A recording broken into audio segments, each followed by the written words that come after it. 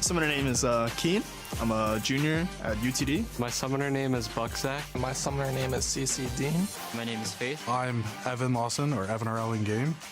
I play AD carry for Columbia College. Before I was at the University of Texas, I was in the Navy as a machinist mate. My summoner name is Misty Stumpy. My summoner name is Johns. My name is Hollywood. My name is William Lin. My summoner name is Lil Win, which is a pun on my name. My name's Julian. I'm a third-year student at Columbia College, and I'm majoring in business. My name is X-Case. I play mid for UT Dallas. I've been playing League for, since season 1. The most satisfying feeling when playing League is seeing a huge creep wave and you're playing like Sivir. You just ricochet the whole wave, get 300 gold, and keep on pushing. Being able to pull off a great play with like Flash or any other summoner spell. Getting that wombo combo on any of those champions, like that 5-man Malphite, Getting 25 stacks on Medjai's and not dying, going like 1-0-18. The most satisfying feeling for me is winning, I think it's just winning, just in general. because I have that competitive drive to go for every game. I just want to win. When that game is on a precipice and one decision will impact the game, whether this is like a Baron bait or getting a pick. To secure or to steal Baron. 30, 40-minute game, one death decides the game, and when you get that kill or when you make that right call, when you get that Baron, It's like hitting a buzzer beater. that adrenaline is there. And that's probably the best feeling in League of Legends.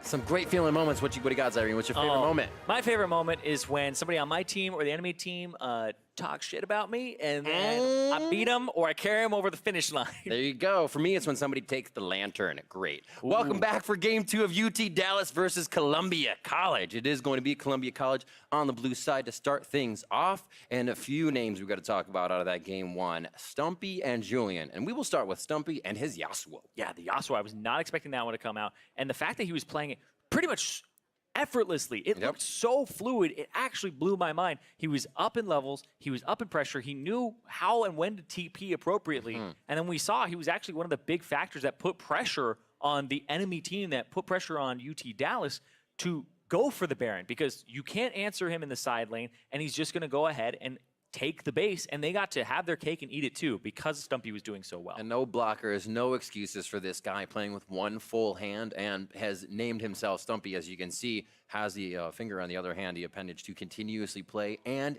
absolutely obliterate on that Yasuo. Another guy in this game, Julian, who was playing huge on the Orianna, pressured a lot in the early game by the side of UT Dallas, but was able to find the open areas and continuously hit those 3-man shockwaves. There were multiple. Yeah, really, really, really good shockwaves from him all game long. The first one to help them pick up the kill onto the Olaf and shut down the jungle, and then just had priority and was putting a lot of pressure onto X-Case, who we basically didn't get to talk about for the entire game on the Rise, because he was just pushed in by Julian and was a pretty much a non-factor in that game, whereas Julian was the one landing the big team fight ultimates, catching the rest of the UT Dallas squad with their pants down. Everything seemed to be a few seconds just behind of what UT Dallas wanted to do. We saw the realm warps going out, but then nobody would kind of take it because it wasn't going to be in position. That's due to Columbia kind of organizing quickly around that. But they did, again, go after Julian to start things off, found a lot of aggression on him. So we'll see if they can start to at least take down one lane,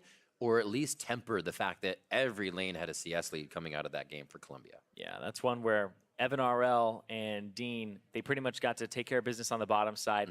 Keen was really suffering in that game, though. Every time he went for a flash play and he didn't get the maximum from it, then he was immediately punished the next play. They kept going after the Taric over and over and over again. And I have to say, Keen was kind of the avenue that Columbia College went through to get their foothold in the game. We'll see what they can do this time, almost into picks and bans for game number 2 of the series. And series number 2 of the day. It will be on the left side, Columbia College once again, UT Dallas on red. Yeah, Columbia, they get to pick sides on this one, and they were already blue side in game 1 because UT Dallas was higher seed and picked there. So I expect pretty similar bans to come through. The Kaisa, the Morgana, the Trundle from Columbia, but then it was the Graves Aurelia, and oh no, I messed up. I wrote Graves twice. I don't even remember what that left. Oh my When I look down at my notes and and it's wrong, I'm like, no. But Graves and Aurelia were 2 of the bans. They double banned Graves. We'll go with that. Well, man, I don't know why that happens. That's kind of just the, oh, I know why it happens. Yeah. There you go. Okay. Sitting there going, it's because the bands on the right side are reversed. So when I'm writing, You try to write it how it would read. I write left to right, and they go right to left. So Got it. I did. Solved. Look at that. First band, the third one. Yeah. Interesting. Camille. The final band here for Columbia College, Morgana and Kaisa. So a bit of playmaking there taken out of the hands of UT Dallas. That's what you want to get in the first few.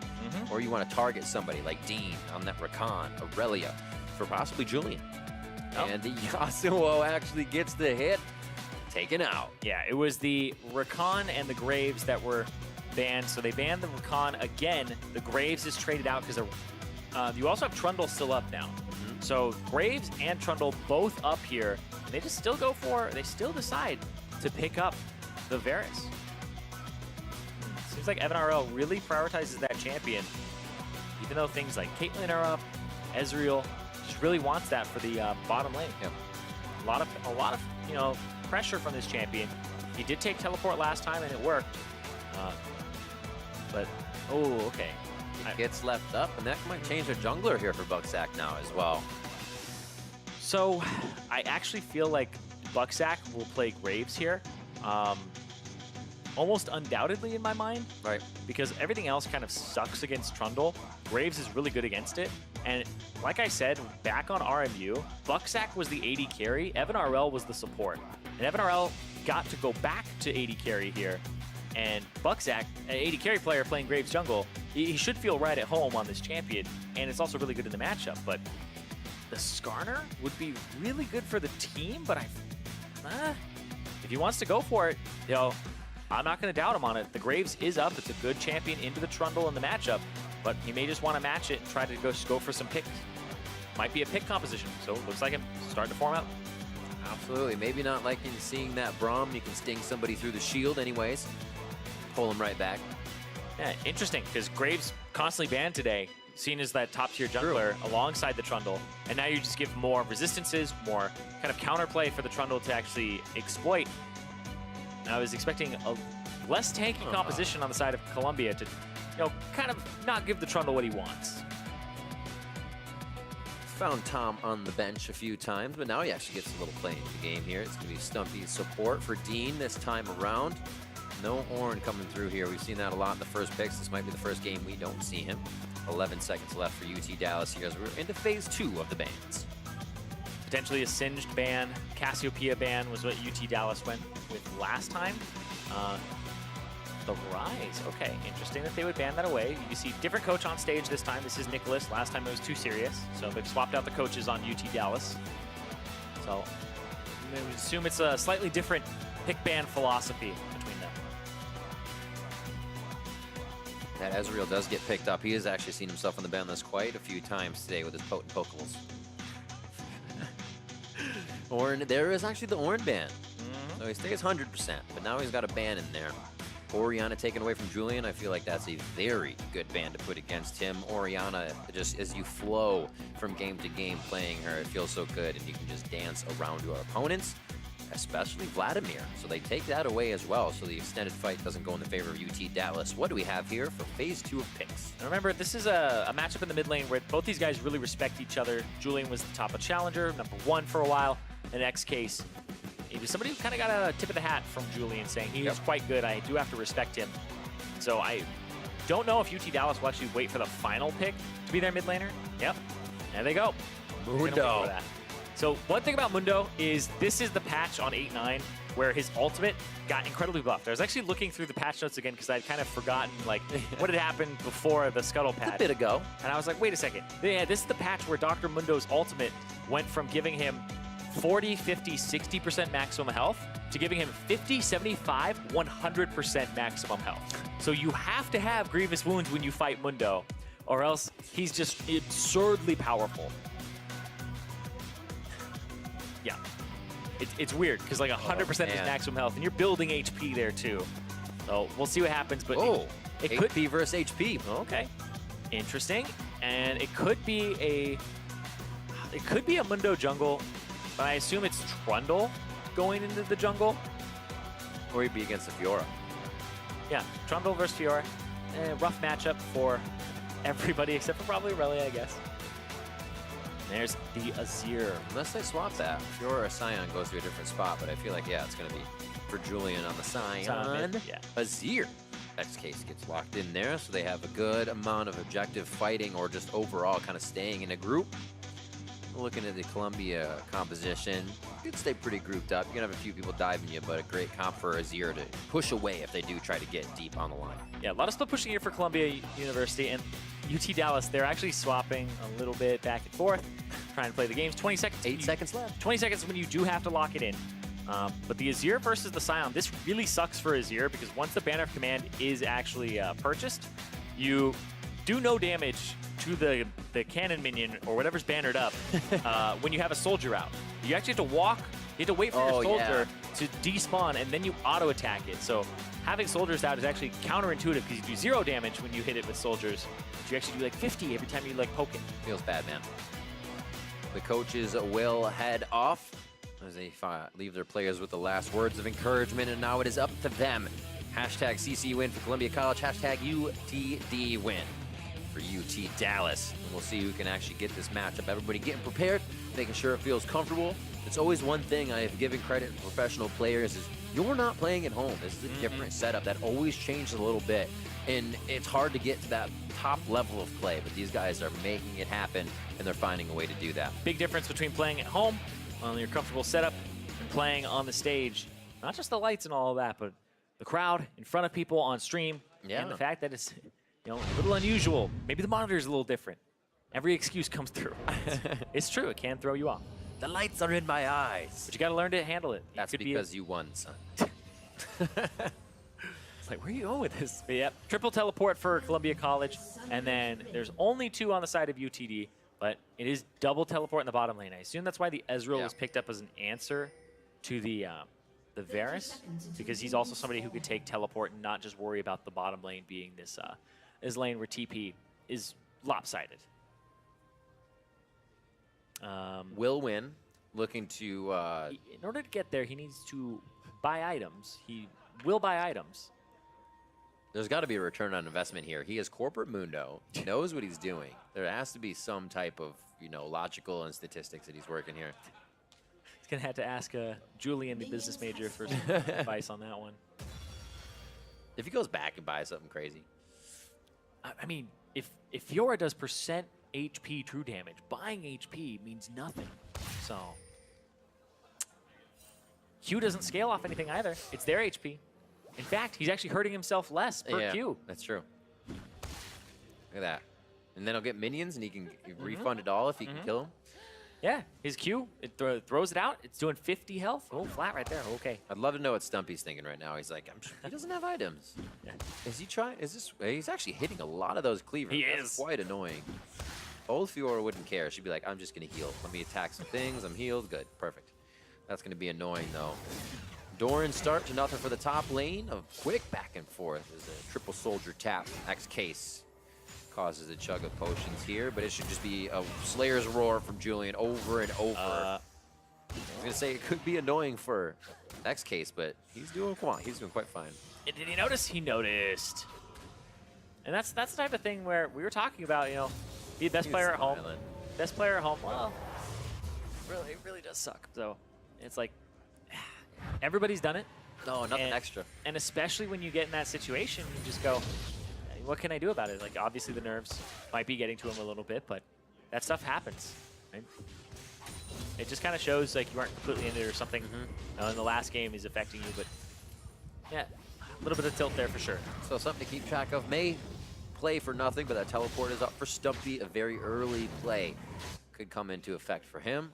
Usually the first 5 minutes, everything's quite quiet. Oh my word, one last attack! Woo! Actually holds the flash too. He says, I got this. And not even close, baby. Yeah, how is he gonna do any extra damage? He's got heal. Hey, you just TP back in, you'll be fine. But Faith going to the top side. Could be a hit here for Stumpy. He could dash to Faith, but he actually just tries to flash over the pillar. Gets himself to safety. Another rinse and repeat possibly here due to that flash being down. And that helps Will win a bit. may be able to force Stumpy's teleport out a little bit sooner. Yeah, I assume the Q cooldown was down from Stumpy. Right, he had a flash. The thing about like the Fiora Q cooldown is everybody just thinks it's like an incredibly low cooldown, right? How is she always on me? She's using it over and over again. It's because it refunds a large portion of its cooldown when you hit. At rank 1, it's a 16-second cooldown. So it's supposed to encourage you to go forward, but it refunds 60% of its cooldown if you hit a champion or an enemy with it. So you're supposed to use it aggressively. So when he's using it to get away, now there's this big opportunity, 16-second window, where he didn't hit anything, so go ahead and use the pillar, and then it's forced to blow the flash there. So it's good to watch that when you're ganking if they use it in that way. Gold. Picked up by Julian. Ooh. Burning Agony goes on. Can't really step to it. There are a lot of caster minions for Will Win is helping him with that wave, but a good trade back and forth. So for his start, gotta say, not too bad, but the teleport still waiting to come back. I'm actually just interested to see what happens later on in this game where it's like they both are level 16, they both ultimate, and then it's like Fiora's trying to kill you and do percent HP damage, and you're just actually getting 100% of your HP back again. Every vital is just like bloop. Yeah, and then you're just back. You just keep getting your HP back. So you're both standing there just healing a whole bunch. I'm actually really interested to see what happens with that later in the game if it's at an even state. Right now. Right, Faith. Ooh. Don't give him an escape, though. If he's too close to the turret, he can dodge onto you. Pillar goes up. Does he hit Faith? He flashes out a turret range. Faith! No, overshot! Oh, he actually gets the kill over to Will Win, so the 2-for-1 there, but a great pickup from Stumpy. Action in the mid lane here as Julian goes back in. About 350 HP on XCase. He's got to be very careful, but move the soldiers forward with low bit of mana, and it is just bad news bears for Keen. Gets himself to go down after the roam. And again, Keen got picked up there. Dean gave him the devour and spat him out. And so once again, Keen not finding really good roams here. Was trying to help out Case, but right here in the top side, Stumpy versus Will Win. Riposte doesn't land, doesn't get the vital until later, and then Faith takes one turret shot. Flashes, doesn't have any mana for anything else, takes 2 shots, and then Will Win. Oh, would have gotten the kill anyway. First Blood does still go over. And here's the mid lane. Yeah, Keen had already leaked. And he had the flash there, but got 3 stacked already by the Tom Kench. Who, by the way, is running the Summoner Spellbook, the one that we talked about where it's changed now. Working out so far. Doesn't mean to do much with it just yet. There's now Evan RL. A little mismatch back, but Dean is back, so not a problem there. He was able to hold lane steady in CS, which is very nice. Oh boy! Surprise! Good flash over the wall, but good pressure as well. UT Dallas keeping something on the plate, trying to activate on a little bit of aggression, and they force a flash.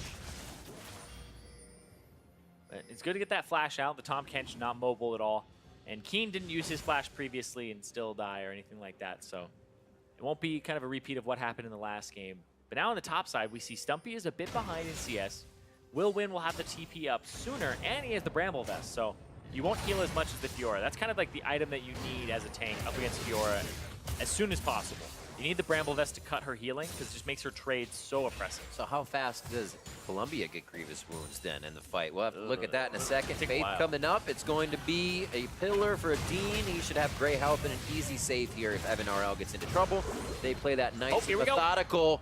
And here's a bit of the heal. Remember, what is that? 60% each time here. 24, 29, just ticking up, and Stumpy cannot connect enough damage to take him down. Stumpy's ultimate, the Grand Challenge, was used in that fight. Yep, and Will Win gets away. And now they're back at about the same HP here, so. Rinse and repeat. Yep, and go back. Everybody, go back to what you were doing. Back to farming the lane. But like you were saying. Ooh, sneak in? No, he was seen. Oh, no, he wasn't seen. No, not spotted. Control ward disabling. Gonna go to the bottom side. Remember, Bucksack is level 6 and he has flash. So he can Skarner flash on whoever walks forward. And there it is. Whoa, that doesn't feel too good. John's going to go down. Arcane shifts himself to safety, but can't do much after that, as Keen is forced to watch. Julian now trying to rotate down, thinking this fight might go a little bit longer, and he does find protection from the rest of Columbia College as they rotate up for save. Yeah, it was a good pillar, because Julian flashed, and then it looked like he was going to immediately ultimate. And so the pillar would have stopped that. So it was a really good Trundle pillar from Faith to try and prevent that from happening. But the fact that they had just lost John on the bottom side meant that they had to kind of cede the bottom lane and the pressure. So Julian did get the reinforcements in time. Talking about those flashes being down, Faith is doing a good job at getting those summoners out. It's just UT Dallas has to capitalize here. Columbia able to do what they need. Here's one of those pillars again as we see it. Yeah. So he Always flashes just and short then- on the kill. Yeah, flashes and then it looked like may have been something there. But yeah, John picked up pretty easily. Remember, there's no healed TP for him. So didn't have really any way to get away from that unless he just flashes immediately. Having that reaction time from a Skarner that's flashing and ulting you, that would have been actually crazy. Oops! I felt like that was gonna happen. That's one of that's where it's the mid laner's fault and not yours. Yeah. I mean, he's leveling E, so he's not gonna do that much with Q at this point. So we're a little whoopsie. It's all right. You know, technically needed a Scion, but it definitely helps. You can just push X-Case in all day. So he gets a little bit of room to play with now. Won't be strangled down too hard in mid lane, and his summoners are coming back up for both of those. With heal just a few seconds away. 78 to 65 there. We said UT Dallas has to do much better across the early portion of the laning phase, and they are keeping it a bit closer, but also more map control than was going to college or Columbia College this early last game. It's much closer than last time, but Julian just does so much damage. The Comet, the Roar of the Slayer, it's actually just poking out Case so much. Drake time. And Case still has a really good CS. We'll see what happens here. Faith, this is one where I'm like, he's trying to contest that. I just want to see Scryer's bloom across to just realize how many members are down there, and they bring 4 strong. Looks like he'll get pressured a little bit by Bucksack, but not too much. They're just looking for vision. 80 to 81 in that top lane. As you were saying before, I'm now getting as interested to see what will win. Will it be able to provide here? How far back did he go? Oh man. Flashes down. Throws down the Chrysalis. Oh. He would have gotten slightly blocked by minions and Emperor's Divide. He was waiting there. Yeah, he doesn't throw the Fracture out. But even then, it was almost just like he was expecting X-Case to cancel it. And I'm glad he didn't, because that means he's not delayed at all. Clear the minion wave. True shot, hitting a few members, leaves the minions up on that left side. Careful Keen has been a quick target for getting taken down right away in a few of these games. Windows so he here. stays safe. Yeah, he's just walking through, got his boots completed, so can take a little bit of a detour. He's doing well in the CS department. Neither of those top laners TP'd back, but Will Win still a little bit down in experience. Almost going to be that level 9. But Bucksack actually going to start up the Rift Herald very early on in this game. It's 11 minutes in. It's actually funny because I've talked to some people who were like, man, it's even just in scrims, they're like, we are actually winning too fast, and we're taking Rift Herald too early. Rift Herald expires, right? So taking it not at 11 minutes, but at like 15 minutes gives you a bigger window. And hold on, though. Stumpy's going to try to turn this around. He's like, remember last game? Comes up now on the Fiora to do the same thing as he is engaged on. He turns that fight around on UT Dallas as they were trying to pressure, knowing it was a little quiet, and Rift Herald may be afoot. Oh, Julian TP'd back, and King is here. Whoa. Little shuffle out, good shield damage. Roar the Slayer, possibly if he can get into position to do so. And Glacial Fisher is just going to walk him out of the fight so he can keep himself safe. Keen doing a great job at roaming to keep protection around the map as well. Even if he went down the one time. Still map control in the favor of Columbia College here. They've been able to sweep out a few lanes, make sure summoners are down, or at least enough to pressure things like this. Rift Herald going down now in favor of Bucksack. Yeah, may be able to pick up that first turret too. Mid lane turret is actually in about the range. Oh yeah. I think it's Abyssal Mask potentially first for Julian instead of going for, yeah, he's gonna use it immediately actually. Yeah, wants that first turret, ASAP. And also with X-Case being pretty low, this actually is a fantastic time to use it. Wait, he's gonna take damage from it. Oh no! Wait, they gotta kill it! They gotta kill it! Billy, no! Ooh. Bit the bottom. Oopsie whoopsies. See if Julian can get in for one last attack. X-Case could definitely Shurima shuffle him back to make this a good fight in the end. But no deal. He just hits it once. It's like, it's gonna be crazy. Like, don't do it. And on the bottom side though, Evan RL, slowly but surely. This is kind of like what's been going on the opposite side of the map. It's just, oh my word, what an influx of gold. Why not 1? Why not 2? How about all 3 outer turrets for Columbia College within a minute of each other? Within 30 seconds of each other. I can do that in 3 turrets. Yeah.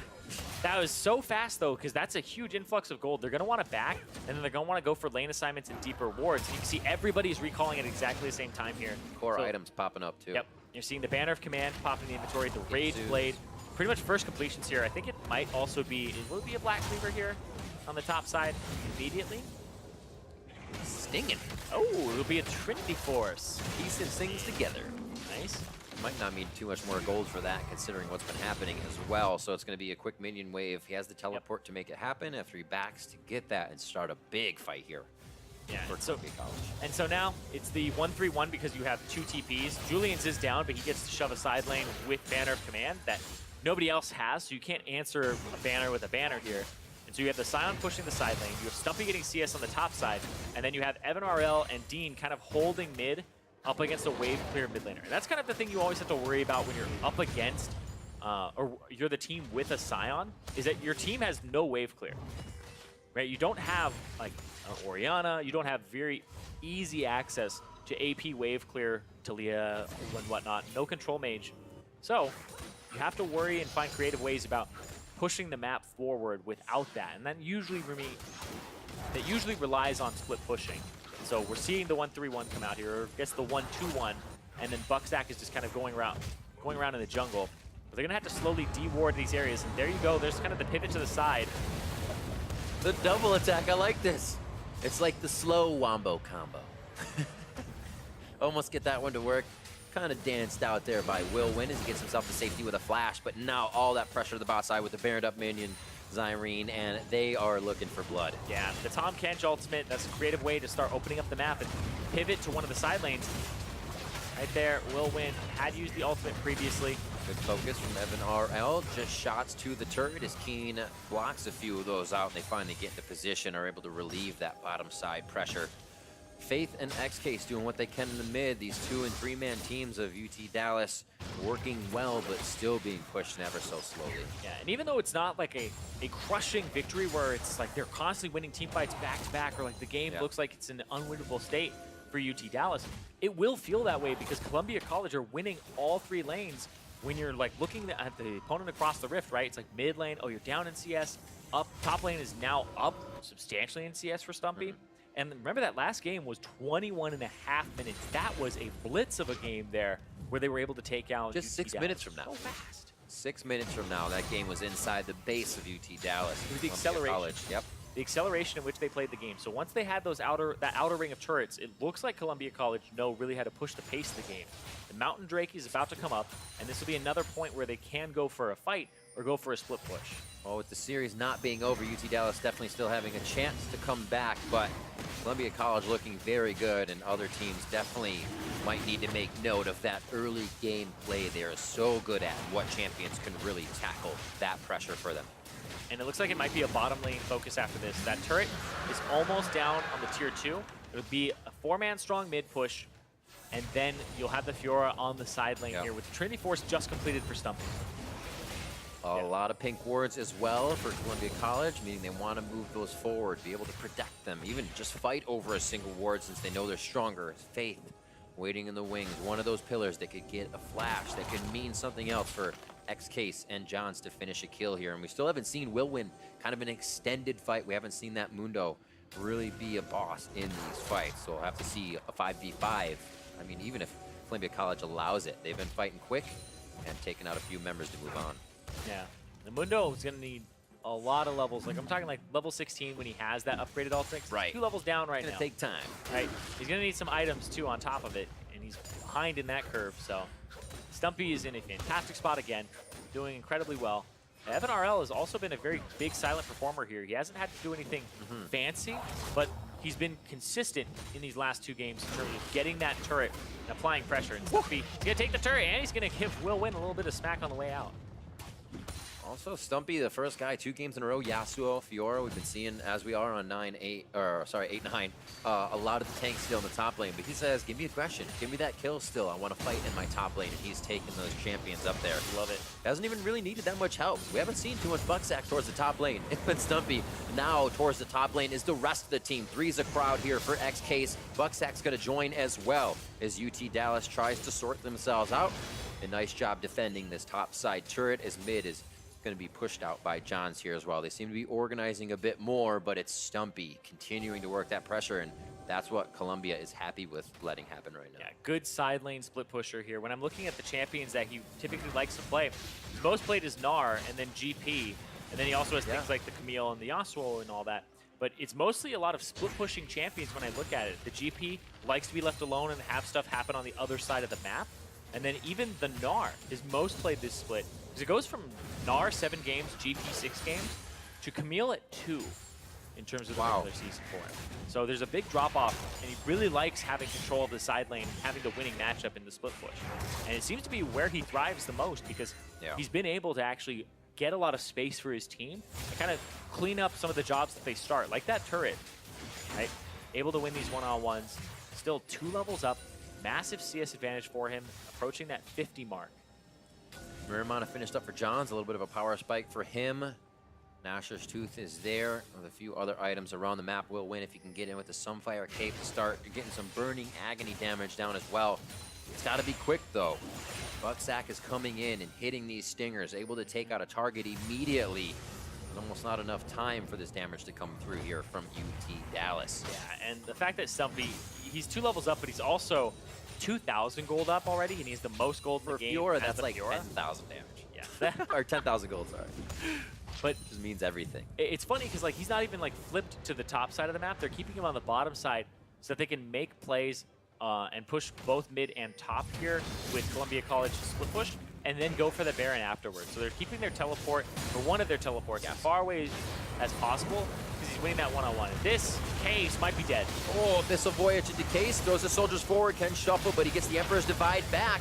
Bit of damage here as the long fight going in favor of UT Dallas. Stumpy is flanking. He's walked all the way from the top, from the bottom side. Oh, Johns was about to see him. He sees that Vital come up, and they can't do much about it. A great retaliation from UT Dallas, but they're still losing a bit of ground as Columbia's not overextending it all. They know they're taking a bit, but also saying, we need to respect that fight. We'll take this and come back.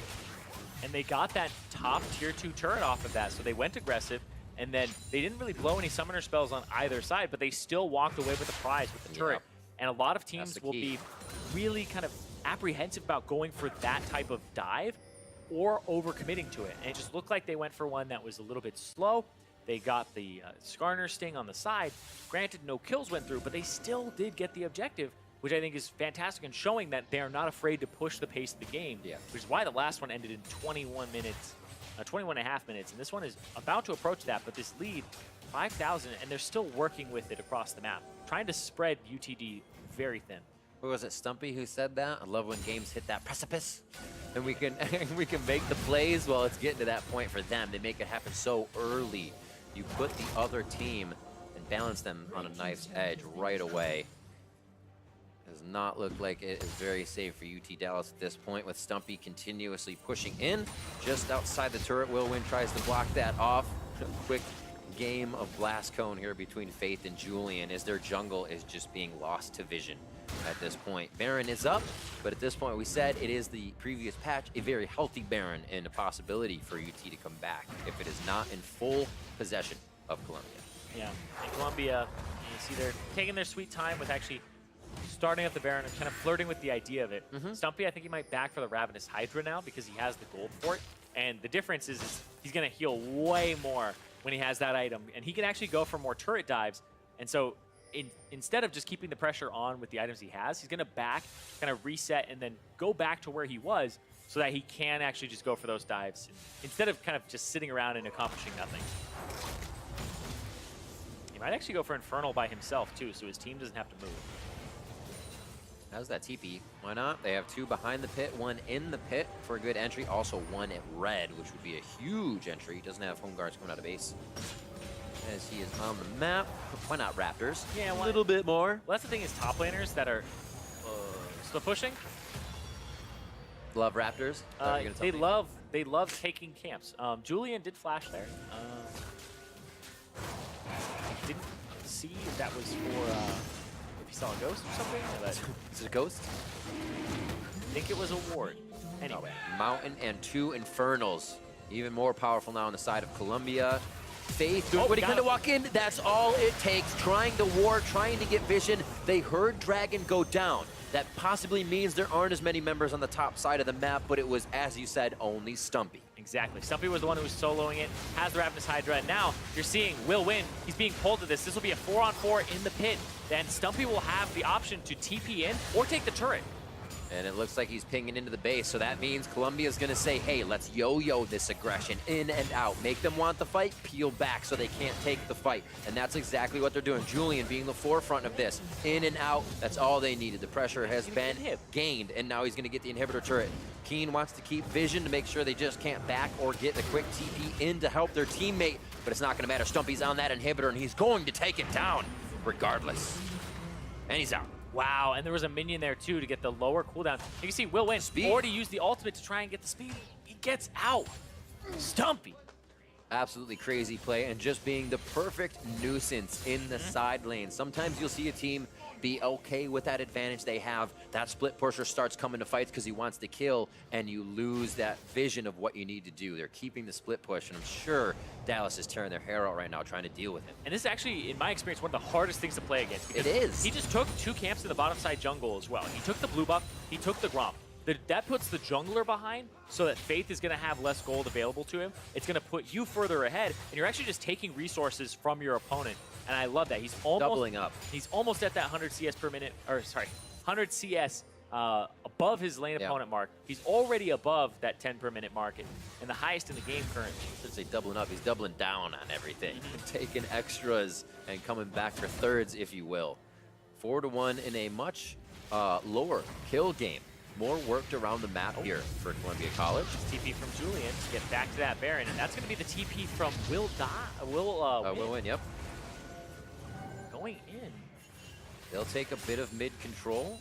Won't give him too much pressure. It's so hard to engage though, because like normally your top laner has like a Scion ultimate or an Ornn ultimate, and the Mundo doesn't really do anything for you in terms of starting a fight.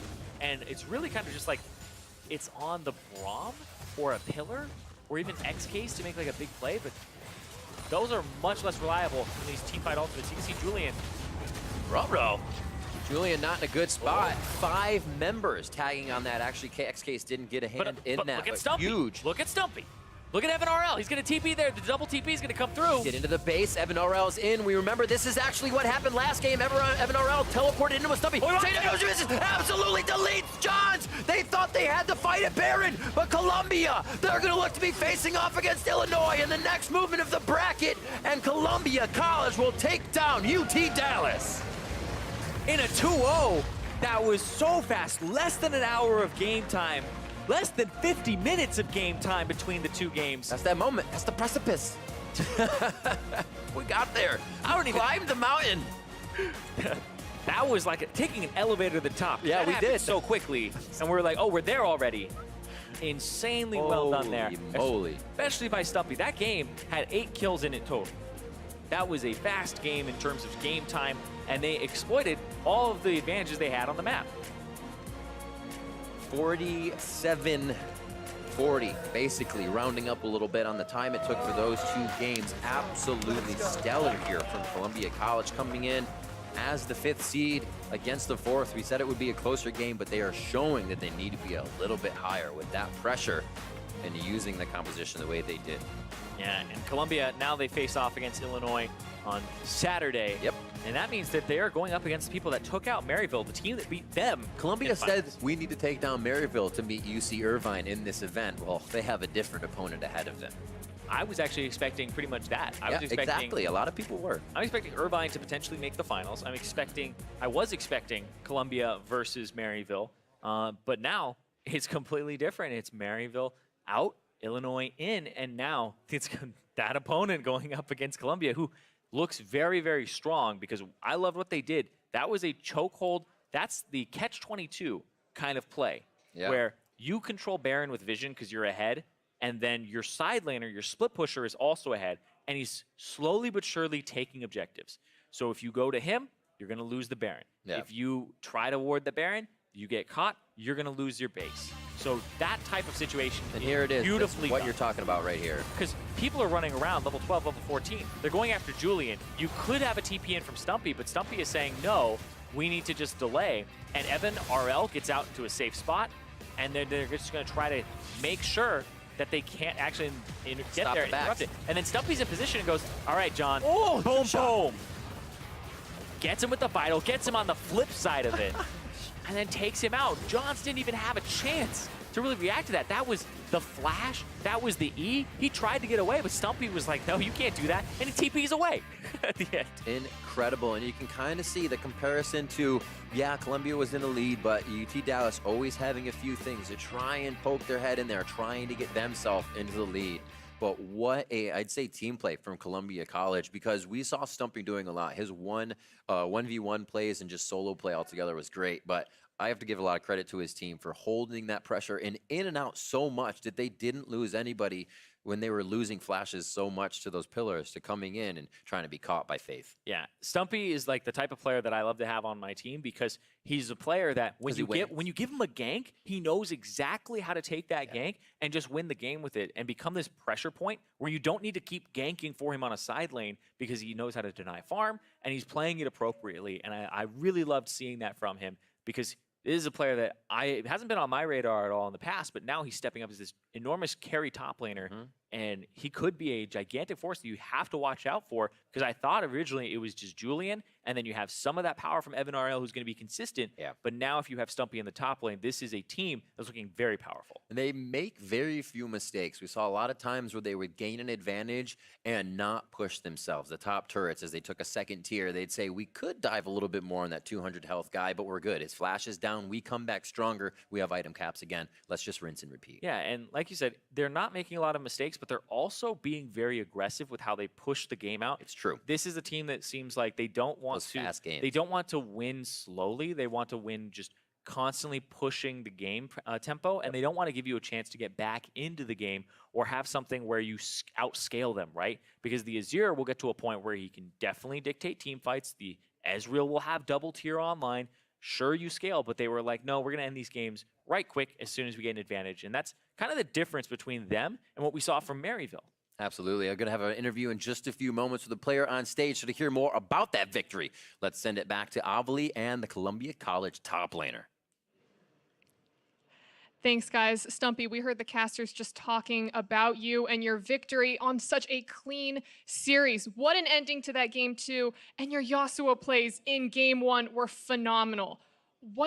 How would you describe your performance today? I think I played pretty well. I had like a few like bobbles in the laning phase, of course, but I think other than that, though, I think as a team, like myself and then my teammates included, we all played pretty well.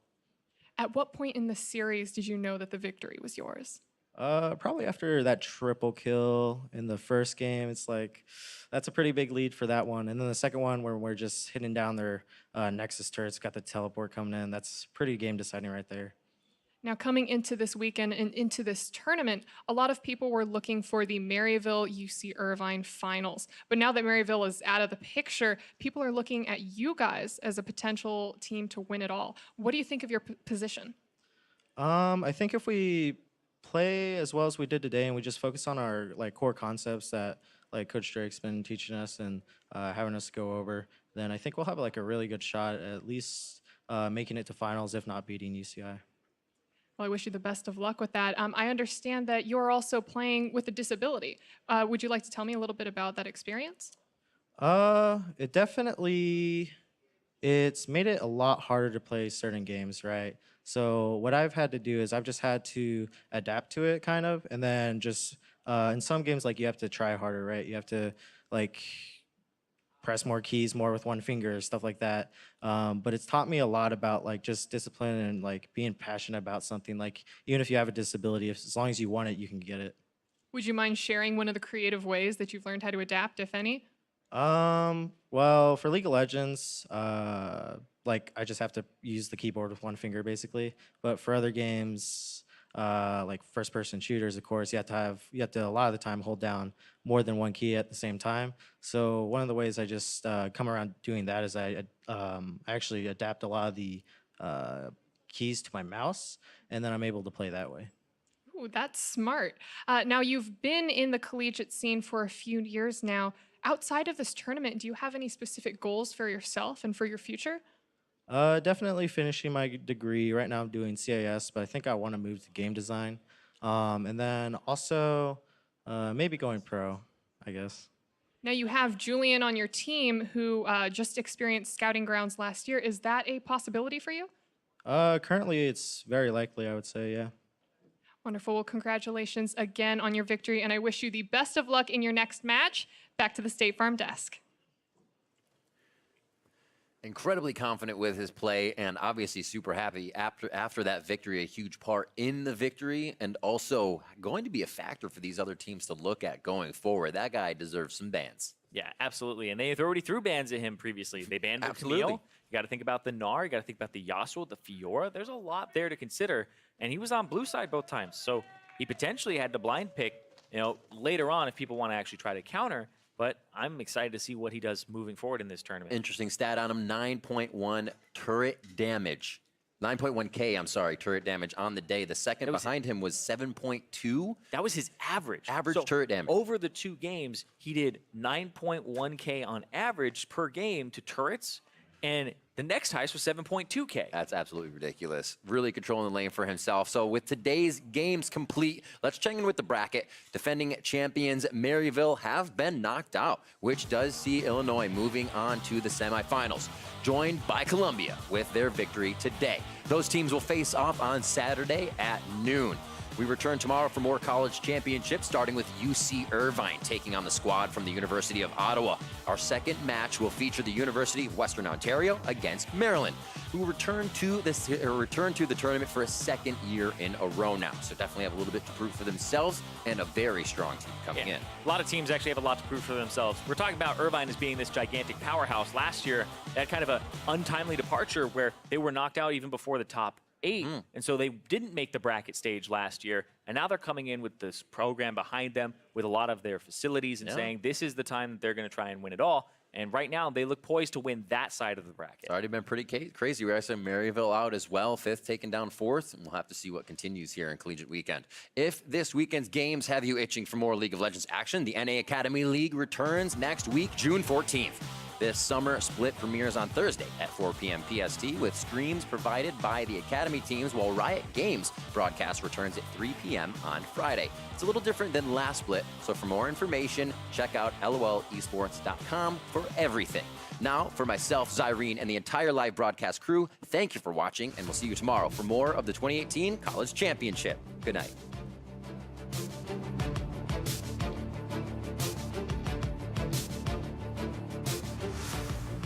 Over 300 university teams have spent the past 5 months participating across 6 regional leagues to prove their mettle. This is college esports. Topopotamus tries to answer back. What is shield from CKG? How are Maryville University members still alive in this fight? Kaiser. Nice. Let's go! Mid. Just lead Charlie. We got him. Turn. Play around Danny. Play around Danny, then push him in. And that's going to be a lot of hits going over to Noob. Cosmic Radiance goes down. Almost saves himself. Danny gets in as the Radiance is on. But this is not looking good here. Go ham in. Everyone go ham in. Everyone follow in. Go. We got this. We win. Run down mid. Let's go! Hits, and it's going to be the flash. Double buffs from mid lane. Oh my god, that's huge for CKG. We got Tress. Nice. And if you got Dove on, because his W, hold on. Wait, no! Nice blast! Oh, he lived! No, look for fight. We have time. Tristan down. Yo, clean him up and then go run down mid, maybe? Yeah, go top. This could be the game as they are losing West on the bottom side of the fight. Prototype fighting, doing what he can. Illinois will move on in the Collegiate Championship. Just about 1,000 health between these bottom 3 members of Columbia, and he's gonna go in with the last breath, and he silences Dallas. Look at Warren. Nice. Okay. Nasher. Faith almost gets it. It might just be a montage. Stumpy gets one more. Not onto the fountain. That would take him down with the Guardian Laser, and Will Win now doing his best. Oh my Frozen Heart. Look at Evan RL. He's going to TP there. The double TP is going to come through. Get into the base. Evan RL's in. We remember this is actually what happened last game. Evan RL teleported into a Stumpy. Absolutely deletes Johns. They thought they had to fight at Baron, but Columbia, they're going to look to be facing off against Illinois in the next movement of the bracket, and Columbia College will take down UT Dallas.